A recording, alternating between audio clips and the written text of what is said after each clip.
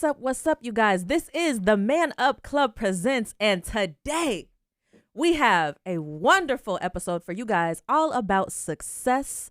Okay, I'm your host, Selena Lena, aka Sis from Sis and Low Bro. I am also the Youth and Program Director of the Man Up Club. We are a nonprofit organization for young Black males between the ages of 13 and 24. The goals of the Man Up Club is to provide them with much success. We are calling them to stay out of the prison pipeline, to get a trade or college after high school, and to graduate high school, okay? So if you want to support that, go to themanupclub.org. Now, I want to introduce to you guys my two gentlemen here. First is Payton Bowdry, okay? Payton is 26 years old, and actually I have known him since college days. We didn't go to the same college, but we went through a scholarship program called Act 6. It's a scholarship for community leaders. He graduated from Northwestern University with a degree in youth and emerging adult ministry, and he is a football and basketball coach for South High in South Minneapolis. Say what's up, Payton. What's good? How y'all feeling? I'm very honored and thankful to be on this podcast. Yes. And without further ado, we also have Mr. Emanuel Roberts. He's 31 years old. He is a proud husband and father of a 9-year-old daughter.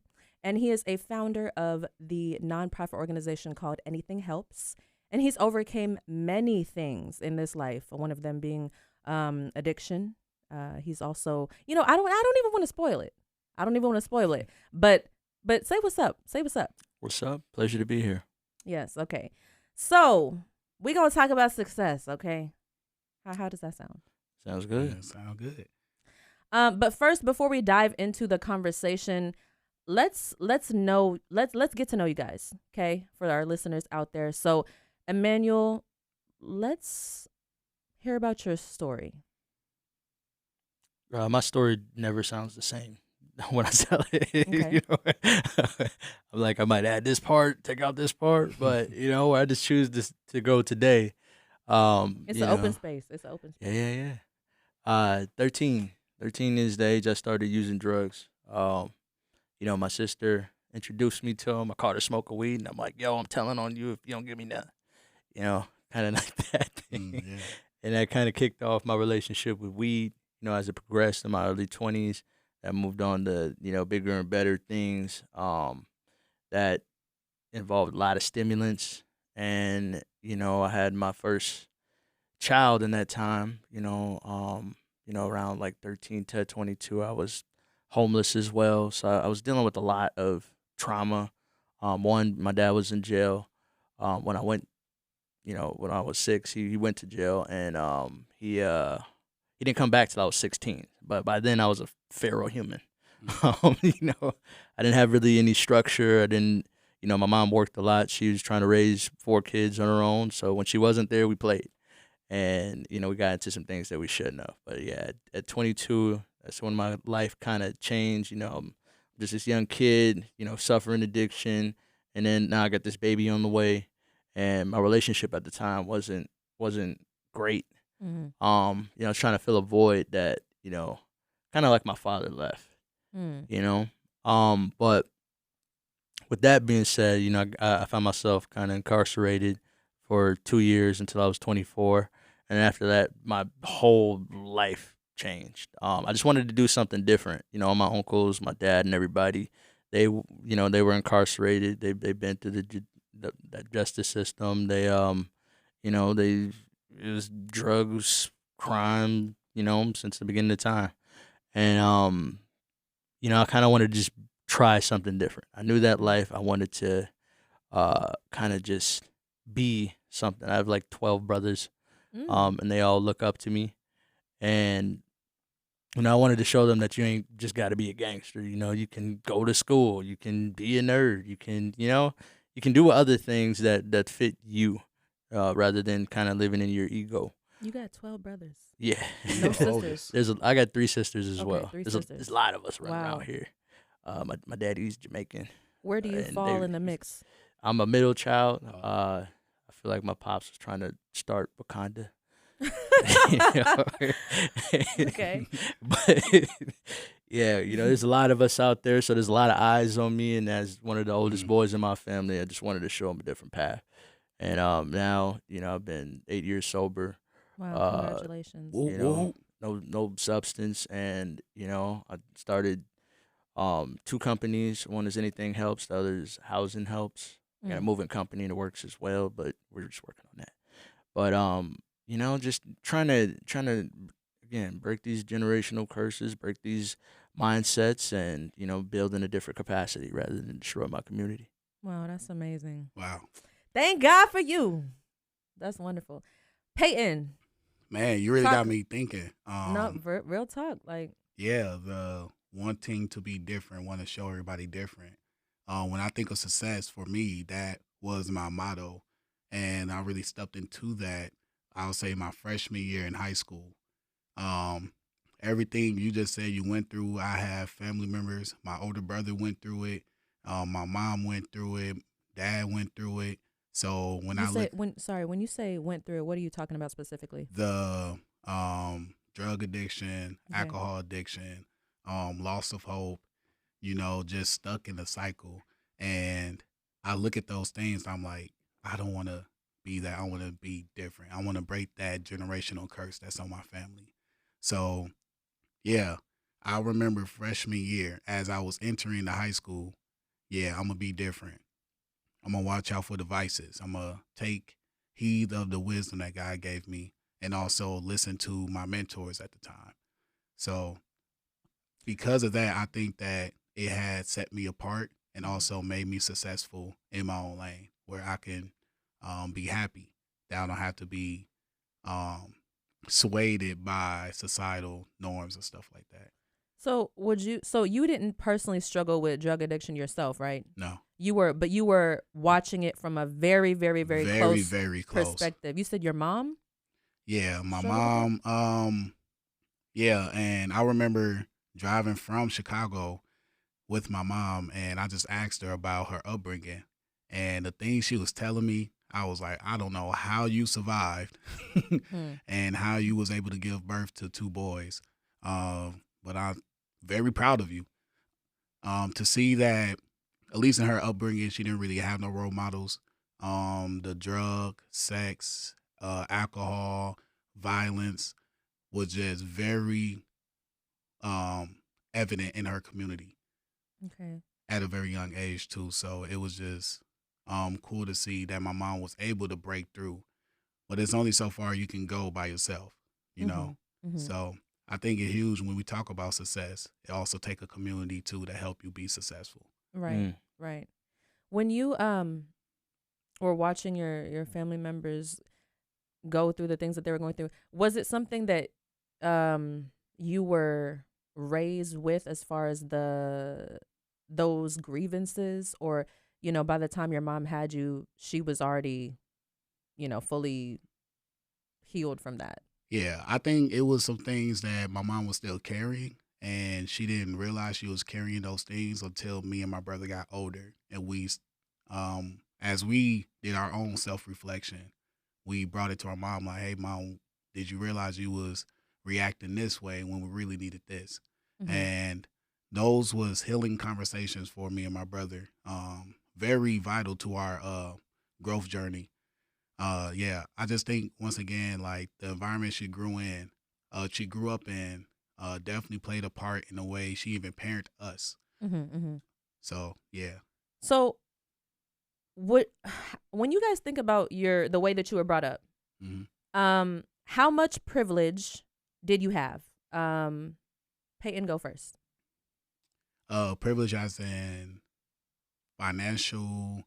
All of it. I mean, what ways were you privileged? Like, you didn't have to maybe see certain things growing up, or were you ever, okay, let me ask a series of questions. Growing up, did you ever worry about eating? Yes, Oh, you did. yes. Was it for years, or It just a was certain time period?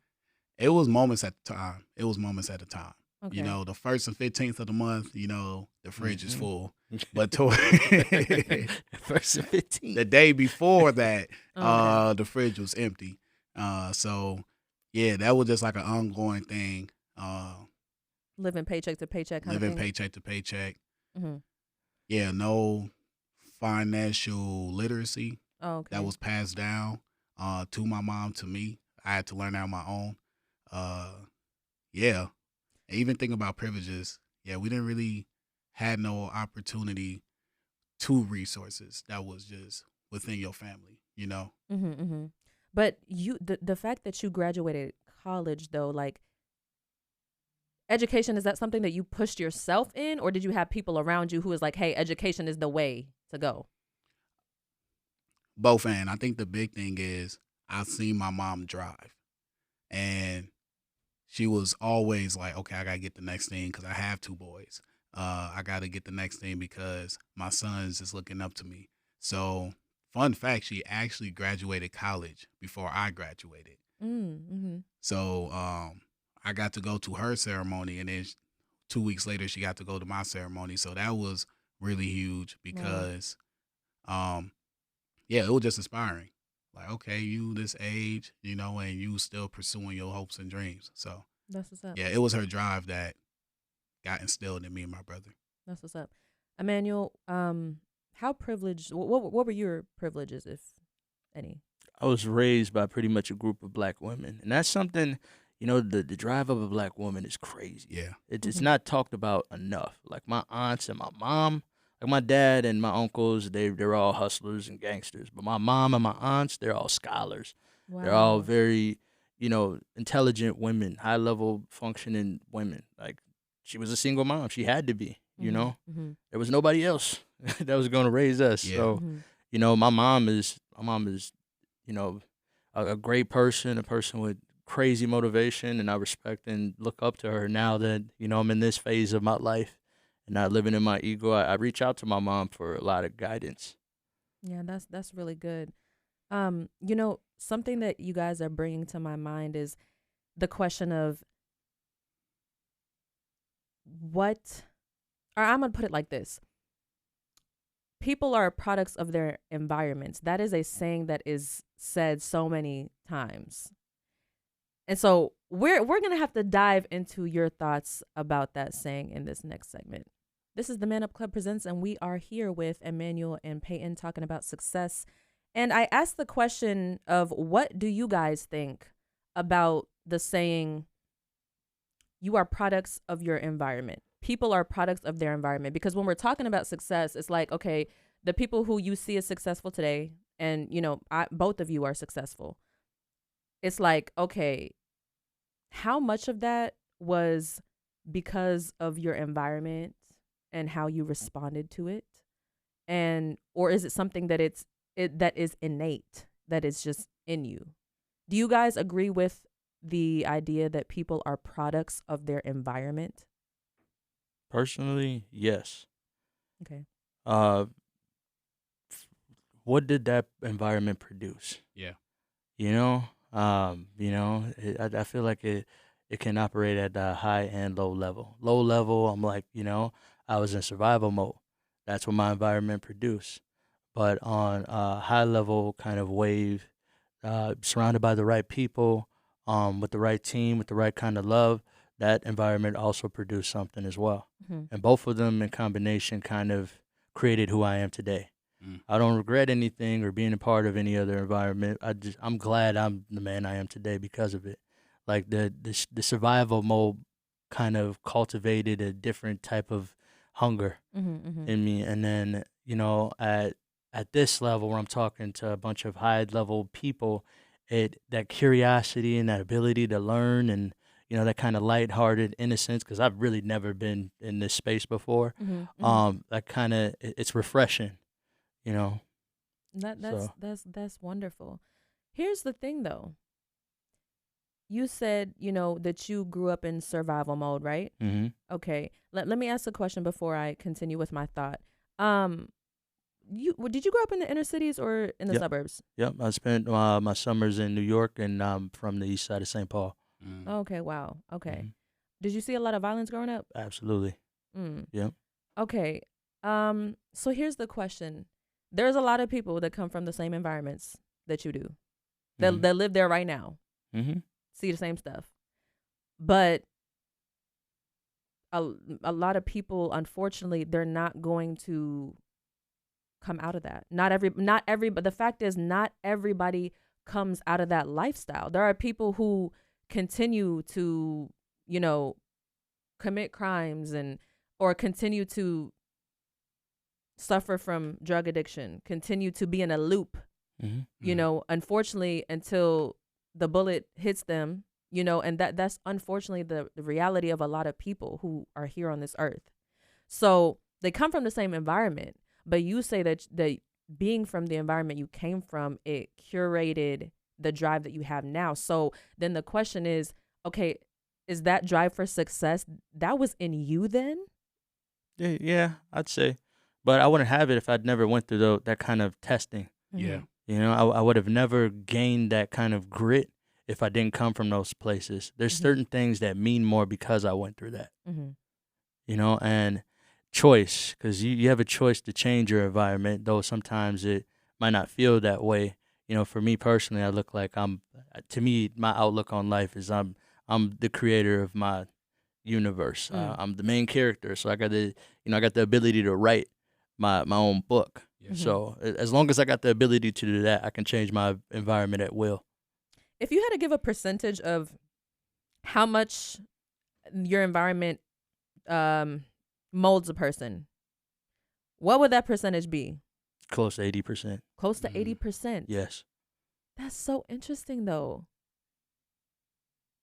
It's interesting, Payton, because he's like, my environment created, like it pushed me to have that drive, but yet there are so many people that grow up in the same environment, but they don't, that's not their MO, is to get after being Yeah. successful in goals. Payton, if you had to give a percentage of your environment molding who you are, what would that be? I had to agree, 80. What? Yeah. Y'all blowing my mind right now. It's something Y'all that are. I remember talking to my pastor, and he gave me this analogy. He was like, two brothers grew up in the same environment, grew up in the same household, had the same parenting, teaching taught to them and stuff, right? Mm-hmm. One person used that as an excuse. The other person used that as a motivation. Okay. So, but that drives my point. Mm-hmm. Y'all are saying 80% of your environment dictates, it molds who you are. But your example of, two people grow up in the same place, one Right. person has a certain mindset about it, they use it as an excuse, like, I'm not this far because I grew up here. And then the same other person in that same environment is like, no, it's because of that environment that I'm here today. Mm-hmm. Well, the difference is it's about who the person is. My personal opinion is that I would say it's 50-50.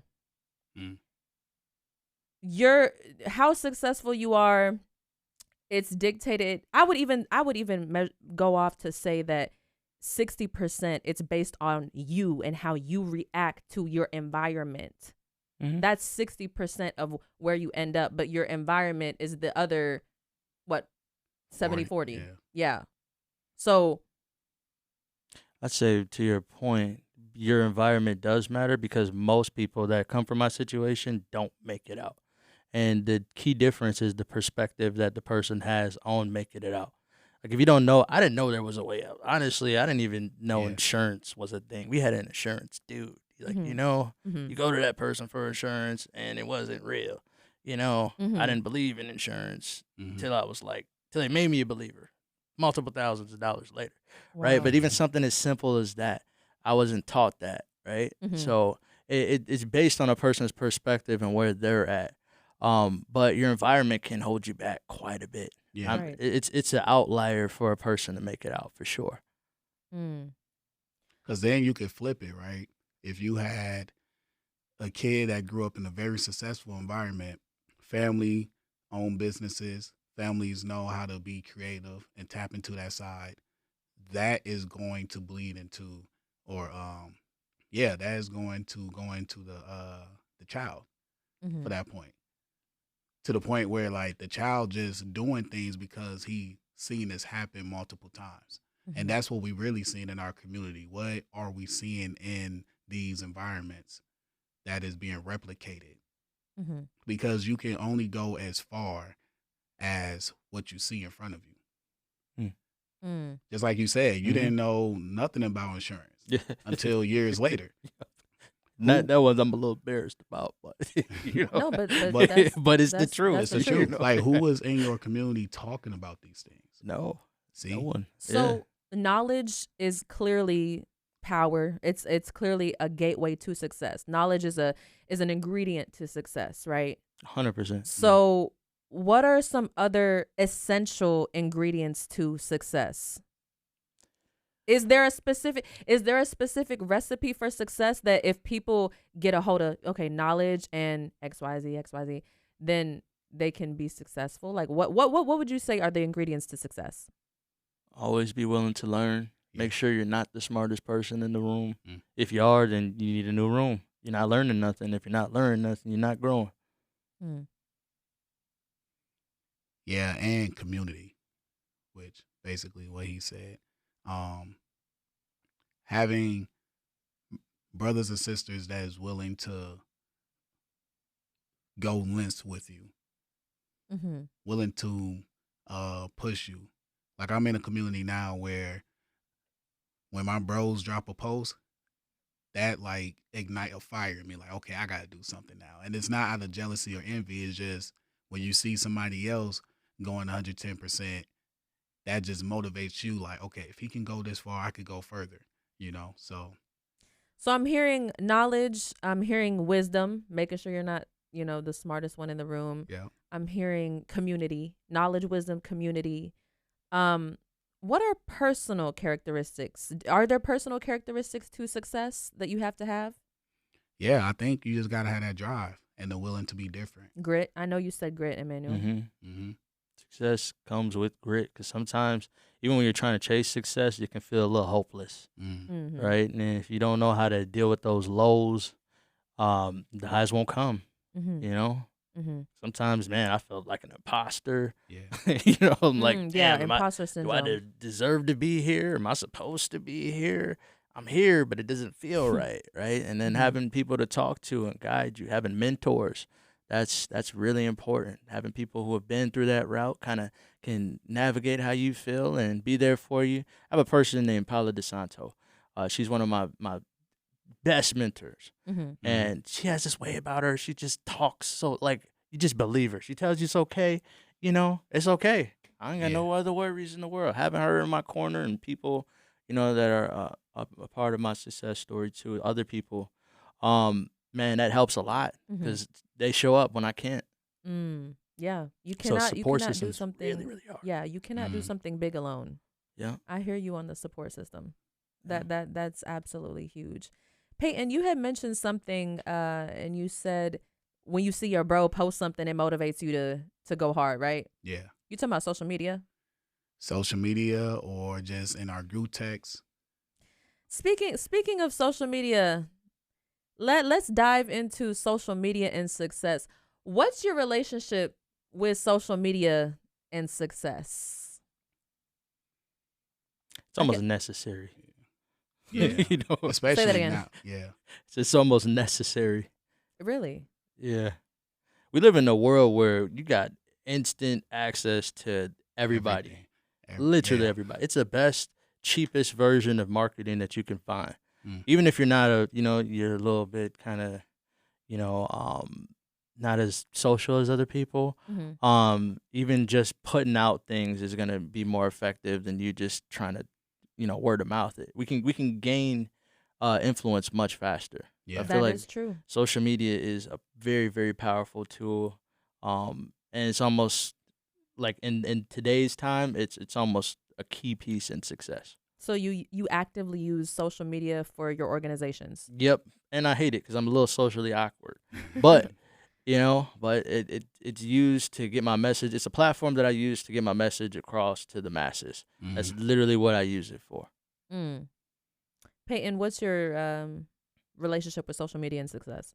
Yeah, honestly, I'm gonna have to say the same.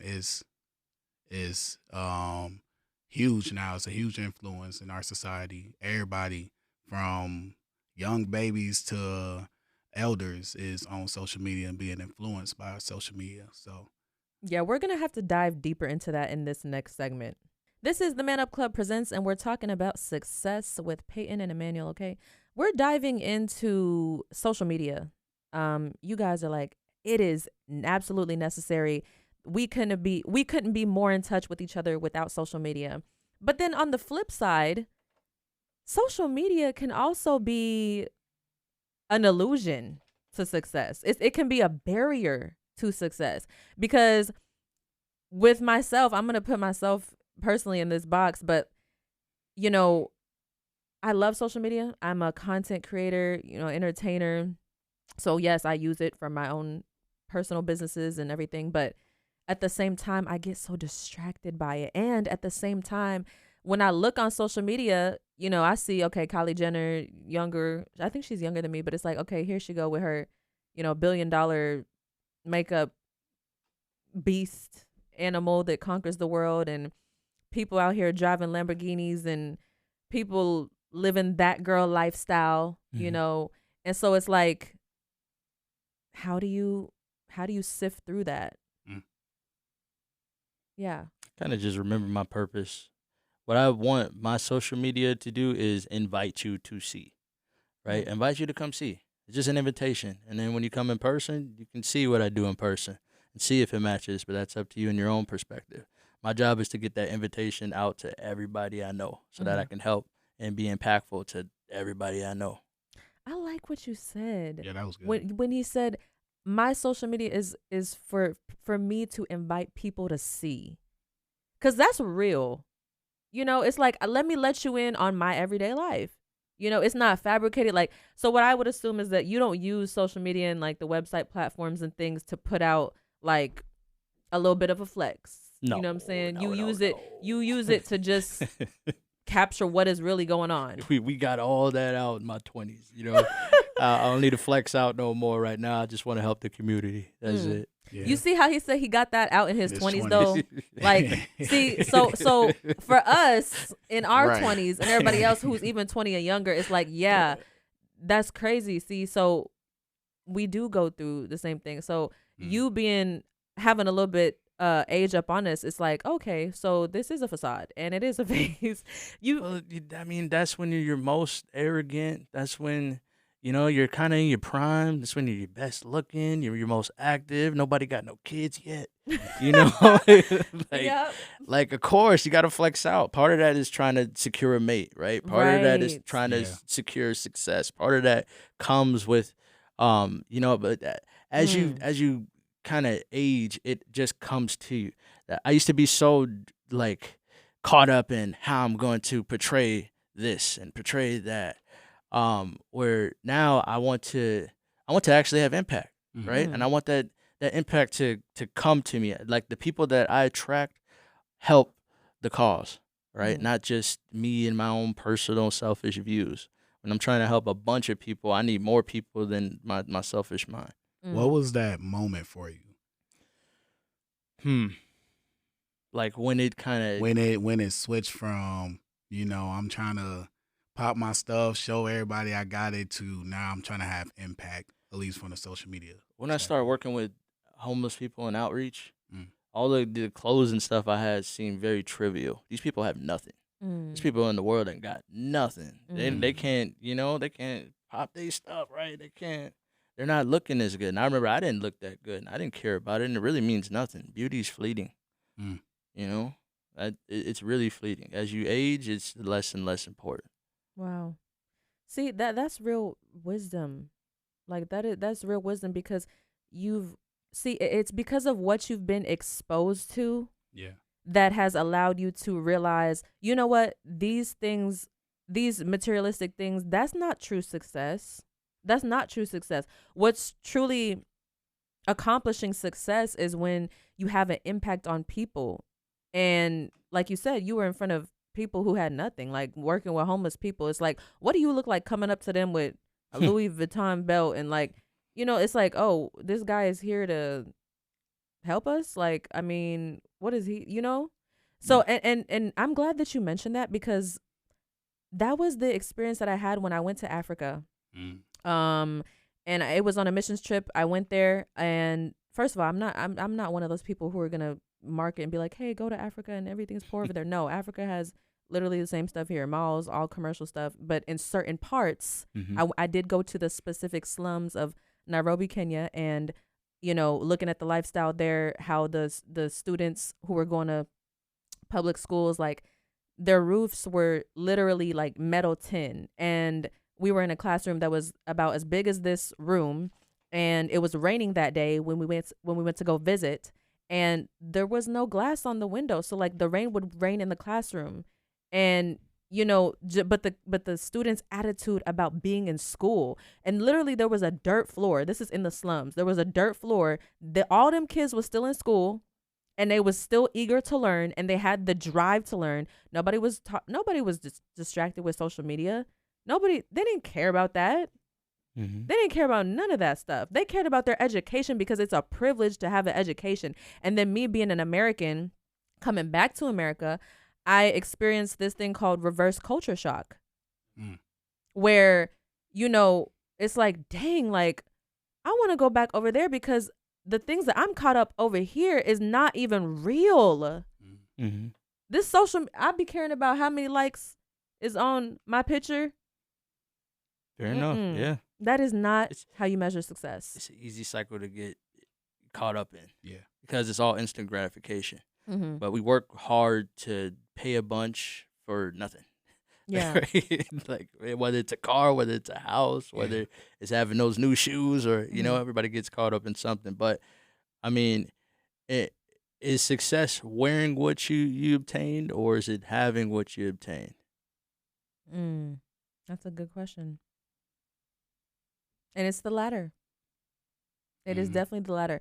Mr. Dean, the founder and executive director of the Man Up Club, he told me something that I've always kept in my mind, but he told me, he said, and this is just real talk, like, compared to in America, you will see more white people who have generational wealth compared to black people, right?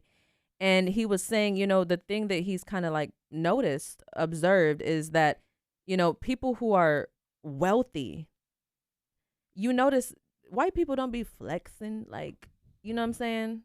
Yeah. In generally speaking, they don't be flexing everything they got on. But then you see, black people will flex we'll get every single pair of Jordans, you know what I'm saying, that come out, oh, this the retro, whatever. And it's like on social media, we look like we flex the dollars and everything, you know what I'm saying? And it's like, okay, but where are you investing that money though? You know what I'm saying? Some of the richest people I know are so cheap. See, and that's what I'm talking about. That's what I'm talking about. It's crazy because I actually had a different experience. And both of these brothers was black. So I remember this one brother, he picked me and my pastor up and to take me to the game. And from the looks of it, he was ashy. Knuckles was ashy. He had jean shorts on. Y'all know Minnesota weather, it gets cold. This was in November, and it was snowing that day. And as he was driving, I was just asking him his story. He's telling me his story, all the hardships he went through and stuff. And I remember we pulled up to the school, and we were just talking outside in the cold. And mind you, he had a polo shirt on, some jean shorts, kneecaps ashy, elbows, everything ashy. Okay. And I'm like getting distracted, like, brother, you need some lotion, man. Oh like, what's going on, right? I'm like, who is this dude? Car nice, but who is this dude?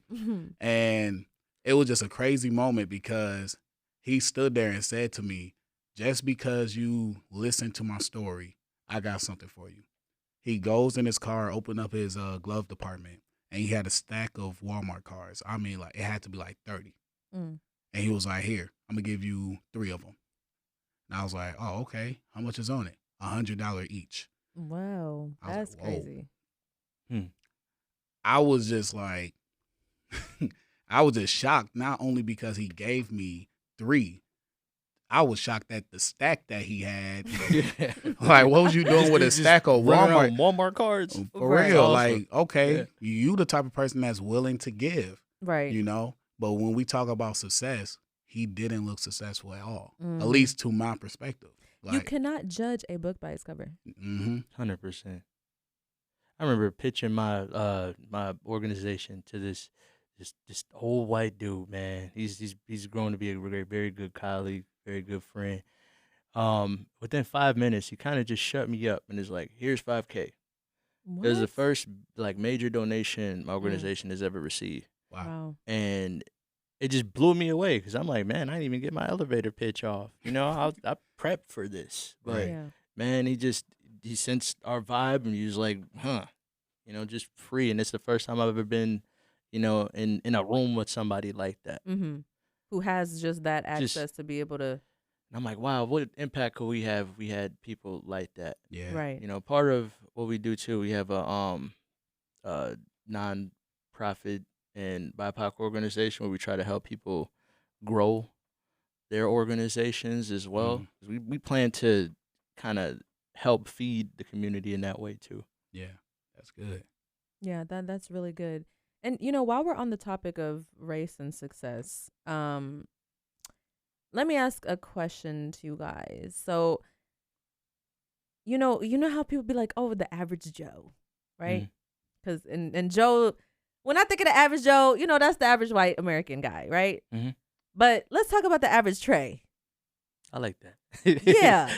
Average Trey. And let me just say, and let me just put a disclaimer. No, and let me put a disclaimer out there. Average Trey does not mean. First of all, I'm not talking about the gangbanger Trey. No. I'm just talking about black man. Yeah. Period. And Yeah. no certain type is just Trey. Okay. Yeah. Do you think that the average Trey is set up to be successful in America? No, there's a lot more holding Trey back. Yep. Obstacles. A lot more obstacles. As we talked about earlier, what environment did Trey grew up in? What was his living like? Who was in his corner, passing down wisdom and knowledge and giving them gems and jewels of how to survive in this life? We gotta dive deeper into Yes. Trey's situation. This is the Man Up Club Presents on Holy Culture Radio. This is the Man Up Club Presents, and we talking about the average Trey. Okay, in America today. I asked the question, do you guys think that the average Trey is set up to be successful in our country? And you guys say no? No, not initially. What about the institutionalized Yep. racism that's there? Mhm. You know, how does Trey have to portray himself to fit inside this successful world, Mm-hmm. right? Because there's been places where it's like, oh yeah, I've gotten that kind of you're one of the good ones Yeah. energy. Absolutely hate it. You know how much of that is Trey dealing with. You know, One of the good ones. Elaborate on Yeah. that. there's when you've broken into this world and you get around specific people, that's what you hear. You're one of the good ones, and I'm like, what does that mean? What is a good one? Like, are we all bad? Is it more of an outlier that we can be successful? What is a good one, right? What Mhm. is Black excellence? Right. Let's talk about that Black excellence. Because my cousin, shout out to my cousin Elijah Thomas, he could have been a Black Panther, okay, in today's world. But him and I were talking about this concept of I'm losing it. Black success, Black yeah. excellence. And he was saying at one point, I was all about Black excellence. I was all about it, pushing brothers and sisters out here to be excellent. But then, he lived some life, and now he's at a point where him personally, he's like, I can't stand the term Black excellence. I cannot stand this idea of Black excellence. It's like, no, I'm just Black. Okay. Like and it's kind of like from this mindset of, it's like, okay, well, because you're Black, you got to do extra good. Mhm. Because you're Black, it's not enough to have an A, but you got to have an A+. What have you guys experienced that? I know that Trey just kind of, I said Trey. We talking about the average Trey. The average Trey. Emmanuel just said that, but Yes, Payton, what's your take on it? That is all in culture and culture. Mhm. especially towards our black athletes. My first year coaching at a youth age, we was playing against this suburban team, and that was the first game I had to coach through racism. Mm. And it was tough because you don't want to say the reason why we lost the game is because we are a black team in a white environment. Mm. But reality was we was a black team in the white environment. And it was just so crazy. I remember this referee telling me that I need to put a muzzle in one of my players' face. What? Oh. Yeah, it was bad. It was bad. Mm-mm. And Mm-mm. I remember my old coach came up to me because I was about to call the game at that moment. Because I was like, this is getting way too out of hand. And he was like, Payton, if you call the game, you're teaching your kids how to quit. Yeah. And for me, that stung because, one, I don't want to put anybody through what we just went through. I don't want to look at my kids and be like, because you're black, you have to be bigger, you have to be better, you have to just take the beating, right? But that's kind of the, how I want to say, I say, lack of better words, teaching that was taught to at least me and my peers from the older generation, is that you just have to accept this in your life. This is part of your life, you know? So when we talk about the average Trey, like, did average Trey go through a series of events where he just had to take the beating? And how does that impact his identity and his success story? Mm-hmm. Mm-hmm. Yeah, you get a lot of different variations of Trey that way. Right? Yeah, Yeah. I don't like the idea that black excellence is just a lucky shot. Like, Right. There's excellent people in our community. That's right. We're inventors. We're engineers. We Mhm. create. We're responsible for a lot of the coolness Right. that's around, right? The music, the media, like we're everywhere. The Black creativity. excellence is everywhere. It's everything. Yes. It's not just a lucky shot. I love that. Because it's within. Mm-hmm. Mm-hmm. It's within. It's not something that we have to strive to be. Yeah. It's something that you just are because you are. You have to cultivate it within yourself. I mean, due to the barriers that exist in this world, we do have to try a little bit harder, and that's just how it's been. Mm-hmm. But that doesn't have to be a bad thing. Mm-hmm. It can be you a know? challenge. Yeah, Is what you're saying. accept that challenge. Yeah. Be better because you want to be better, not because of what society's placed on you. You know, a lot of people, they be getting a kick out of making people or fooling people in a good way. Like, you know, I know a lot of people who they're just like, you know, I just love like being like, gotcha. Like, you know what I'm saying? It's like, okay, you see me this way. Okay, I'm gonna let you think that. And then you're gonna turn around and it's gonna be, no, like it was actually this and I'm actually this. And you gonna be the one looking stupid because you looked at me judging me. You know what I mean? Yeah. So have you guys had an experience with that? I mean, I'm sure you have. Personally, but specifically, yeah, like has there been a situation you've come across in life where, you know, maybe somebody looked at you and was like, oh yeah, he ain't gonna be nothing, or, you know, oh yeah. Go ahead. Yes. Personally, I got tattoos on my face, tattoos everywhere. Sometimes I'll pull up to the functions with my golds in my mouth just to be a little ratchet. You know, in this crazy world, right? Yeah. I don't feel like I'm supposed to be here, and I feel like there's people that feel like I'm not supposed to be here, and I'm not, but I am.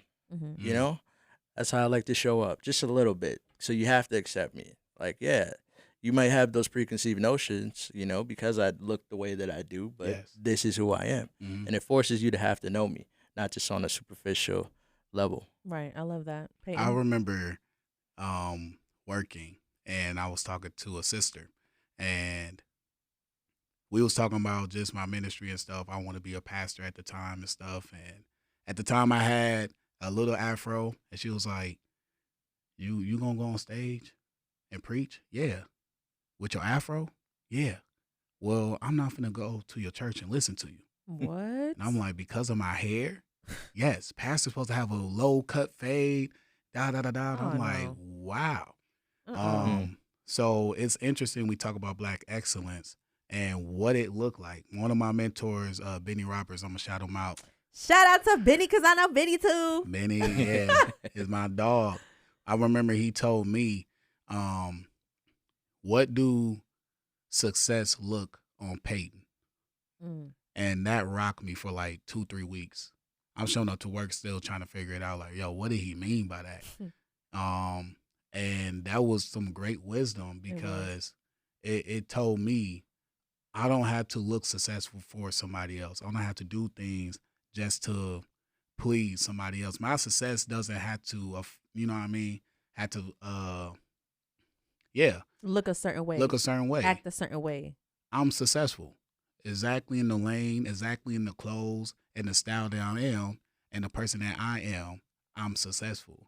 And I think that's black excellent. Period. Mm-hmm. Yeah. Period. Okay. And while you're talking about Benny, actually, that's one of the things that I remember from him. Just thinking about him, I remember him specifically making a point to say, you know, he was like, I'm a leader for Urban Ventures, and he was like, and what I love about my job is I can show up here and I can be in dreads and I can wear my jeans like I ain't got to come in no suit, you know, and that's what he loves about his job. Now, that's a beautiful thing, you know, and that's another thing that a lot of people have to struggle with, though, is, you know, being successful and entering certain rooms and going higher levels and code switching. Oh, yeah. Yeah. Yeah. Have you guys code switched before? I feel like everybody has. I was going to say I have. You know? Intentionally and unintentionally is part of the culture. I've been in front of police. Oh, Code yeah. switch right away. Oh, Right? wow. All of a sudden, I Yeah. got great posture. I'm speaking Oh. very formally, you Man, know. what? Oof. Yes, But- code switching is You- real. but you know, here's the thing about it. The more that I talk about code switching,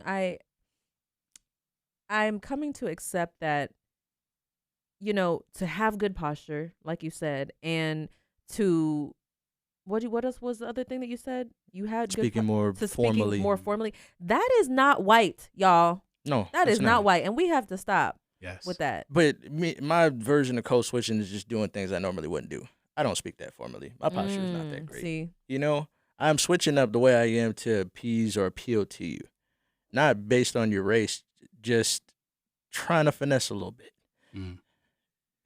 to be relatable. Yes. So you don't think of code switching in a racial way. You think Oh, of that it- happens. That happens for sure. But personally, I'm like, no, not really. I try to be as genuine and authentic. And usually, if you won't deal with me in my authentic way, then I don't need to deal with you. You Yeah. want to do business. You won't Nope. do business with somebody who No, doesn't because do if it you have with judgments about who I am, why am I doing business with you? Mhm. Mm.